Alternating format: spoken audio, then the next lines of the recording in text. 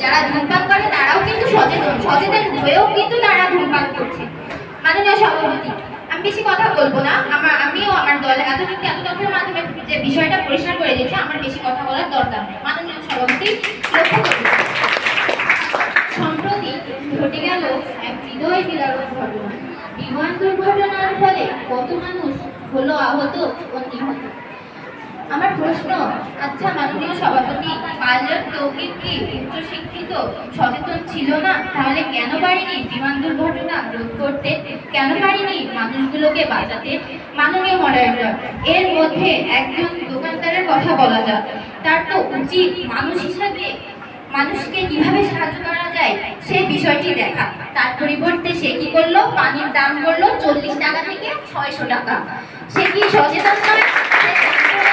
সাহায্যের ফলে আরো প্রাণ বেঁচে যেতে পারে, জানতো না?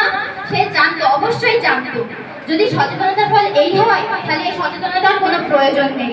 আরে আপনারা সচেতন নিয়েই পড়ে থাকুন, সচেতন ধুয়ে ধুয়ে পানি খান, তাও যদি বন্যার পানি একটু কমে। রমজান মাসের দিকে লক্ষ্য করুন। রমজান মাস এটা আমাদের সংযমের মাস। এই মাসে কেউ নেক কাজ করলে তার সওয়াব জ্যামিতিক হারে বৃদ্ধি পায়।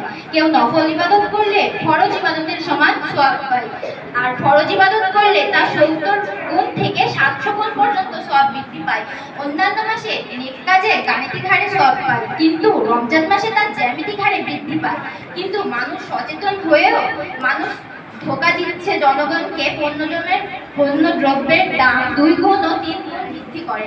এই যদি সচেতনতার ফল হয়, এই সচেতনতার কোনো প্রয়োজন নেই। তাই আবারও বলছি, জলবায়ু পরিবর্তনের বিরূপ প্রভাব মোকাবেলায় শুধু আন্তর্জাতিক ভূমিকা পালন করার ইচ্ছা নিয়ে সচেতনতার কোনো প্রয়োজন নেই। বাস্তবায়নের মাধ্যমে আমরা প্রতিরোধ করতে পারবো। ধন্যবাদ মাননীয় মডারেটর, ধন্যবাদ সবাই। আসসালামু আলাইকুম। ধন্যবাদ। আজকের